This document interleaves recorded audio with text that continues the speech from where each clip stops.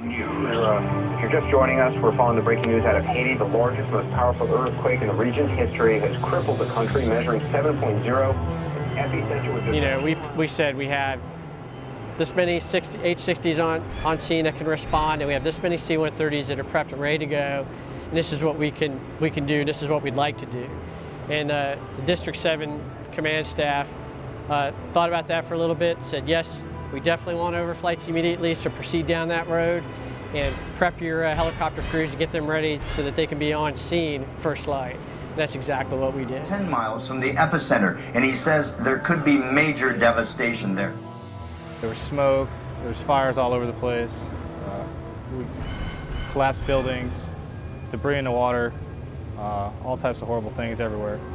When our first C-130s were overhead and we got those reports back, that it was worse than the media was reporting. Because remember, we're the first airborne eyes on scene to see it from the air.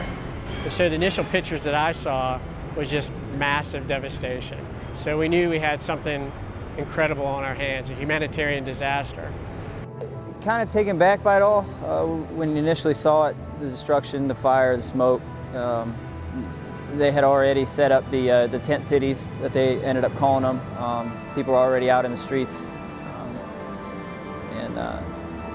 And once you got past that initial reaction,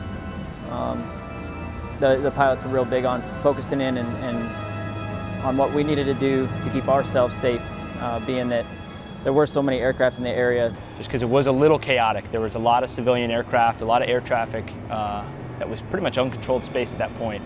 The tower facility was down. They had a control, but he had really no grasp of the situation and all the air traffic at that point.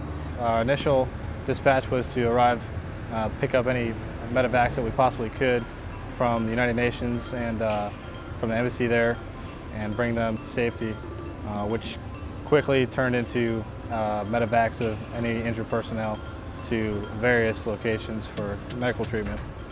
We knew there was massive destruction. We knew a lot of people were hurt. And so we sent those aircraft down there to kind of come behind the initial 2 aircraft that we sent overhead. They landed at the airport and they were able to do the initial evacuations. We tried to configure the aircraft so we could fit as many people as possible, and also on the way down there bring as many supplies as we had on base at the time. Air Station Clearwater produced 113 sorties, comprised of 440 flight hours, and resulted in the safe evacuation of over 1,000 U.S. citizens and the efficient transport of over 300,000 pounds of humanitarian aid. And some of the other things that went on within the cabin while we were transferring these patients, how they were sharing water and how grateful they were to us. And even though there was that language barrier, we're still able to communicate with them. It was very rewarding. This is kind of what we do, you know, just helping out people, and, you know, as best we can. And that was, as a C-130, the capability of the C-130 is, you know, taking people out and moving as many people as we can and bringing supplies. So it's, in a way, yeah, this is definitely something that I was glad I was doing. This is why I signed up to join the Coast Guard. While every other service was trying to get themselves together in a line to assist with international organizations, the Coast Guard Aviation, Air Station Clearwater, and I'm extremely proud of this. They were the first ones on scene. They were the first one providing relief. And, you know, doggone it, we were the first ones that figured out what really was the extent of the problem. So we could figure out and share that with our other services and the highest levels of government and probably the world as far as response. What exactly was the issue here? So I was extremely proud of that.